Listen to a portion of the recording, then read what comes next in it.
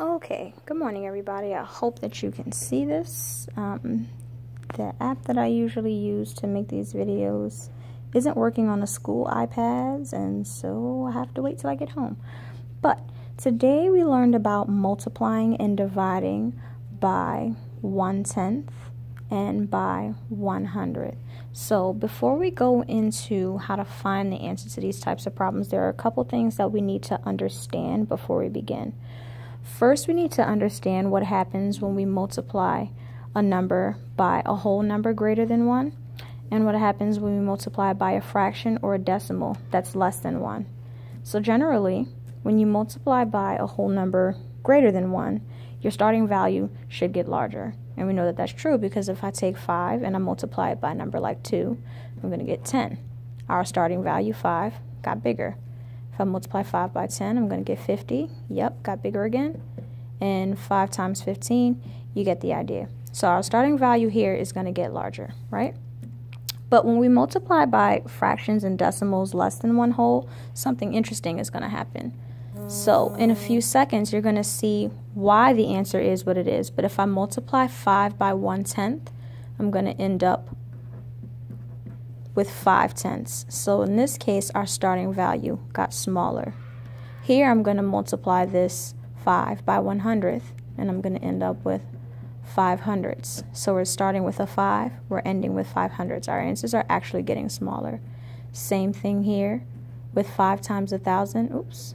We're going to end up with 5,000s, and so on and so forth. So those are the two things that we need to know before we get into how we solve these problems. Okay? So I just have a couple of practice examples here. We're going to start with 25, and we're going to multiply it by 100. So the way that we taught students to do this today in class is, of course, we're going to use a place value chart to help us. Now you can draw this on paper if you need to, but I just kind of have these class printouts that we have here. So I'm going to start by putting my 25 into the place value chart. So I know that 2 is in the tens and the 5 is in the ones place.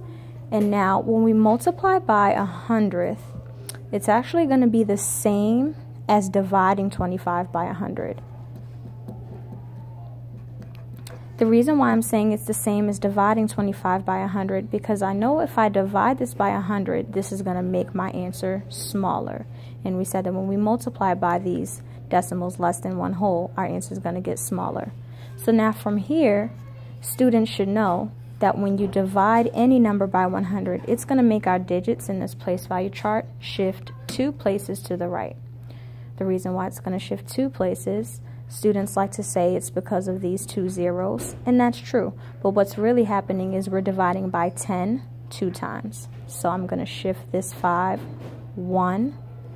2 places to the right, and I'm going to write it in the hundreds place. So here we just multiplied by 100, and I'm going to do the same with the 2. 2 places. And now that 2 is in the tenths place. Hope you can see this. My bad if you can't. Okay, now one place where students usually get stuck is they always forget to put this decimal point in here. They have to remember that. Otherwise, they're going to think their answer is still just 25. But remember, our value is getting smaller, so it wouldn't make sense to say that the answer is 25. So we're going to put our decimal point in here. And then we're going to just put a 0 in the ones place to hold the place. Students don't really have to, but if they're not going to put the 0 in the ones place, they must remember to put the decimal point here. Otherwise, their answer is going to be wrong. Okay? So the answer to this problem is going to be 25 hundredths. And the reason why it's 25 hundredths is because our last digit is in the hundreds place. And students are having a good old time in the hallway. Thank you, Miss Menard. Sorry about that. Had to pause the tape to see what was going on in the hallway. All right.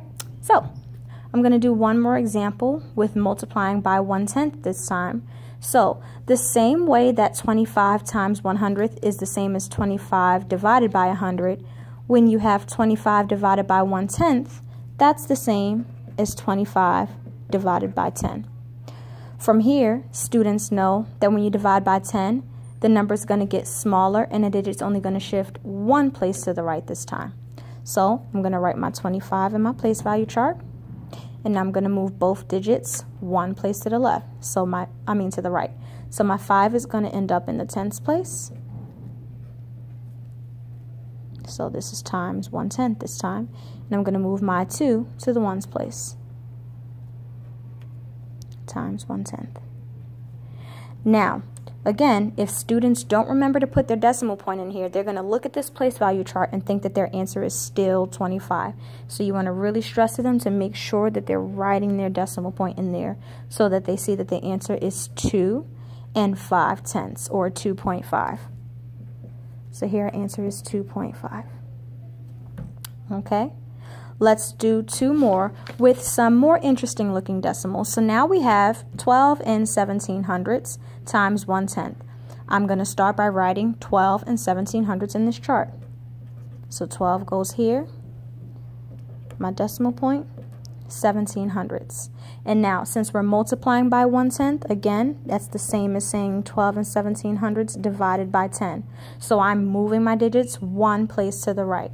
So that means my 7 is going to end up here in the thousands, my 1 in the hundreds, my 2 is in the tens place, my 1 moves to the ones place. Everything just shifted over one time. Don't forget your decimal point. So your answer is going to be 1 217 thousandths. Okay, and I'm going to write that right here.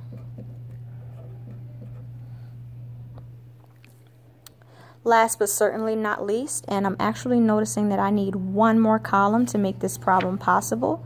So I'm going to make another little column here. Give me 1 second.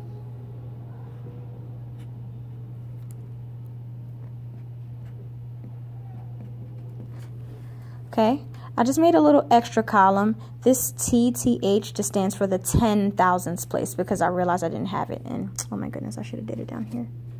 Miss Morrison. Okay, there we go. All right, so it goes the same way as we did it the first time. We're starting with 12 1700ths in here. And then since we're multiplying by 100th this time, we know that that's the same as dividing by 100, right? So that means that the digits are going to move 2 places to the right this time. So that means that now my 7 is going to go 2 places over, 1, 2, so it's going to end up in the 10 thousandths place. Students won't normally have problems that require them to go up to the 10 thousandths place, but it's just good to know. The 1 is going to end up in the thousandths. The 2 is going to end up in the hundredths. Ooh, let me write that 2 over. And the 1 is going to end up in the tenths. So what you're going to find is now all of the digits are behind the decimal point, and that's okay because we still have to put in our decimal point. And in the ones place, we put a placeholder 0. You're going to find that students will want to put another 0 in the tens place, and that's fine, but they don't have to because this 0 was kind of redundant. You don't have to put 2 zeros before the decimal point. 1 is good enough. Okay, so here our answer is going to be 0.1217 or 1,217 10 thousandths. Okay, I hope that this was helpful. If not, please reach out to me with any questions or comments that you may have. I can definitely re-explain this. But again, the things that the students must walk away with understanding is that when we multiply by these decimals, 1/10 and 100th, our answer has to get smaller. So that's one way that they can check to see if their answer makes sense. And the second thing that they need to understand is when you multiply a 10th, your decimal moves or your value moves 1 place to the right. And when you multiply 100th, it moves 2 places to the right. Okay, cool. See you later. Bye.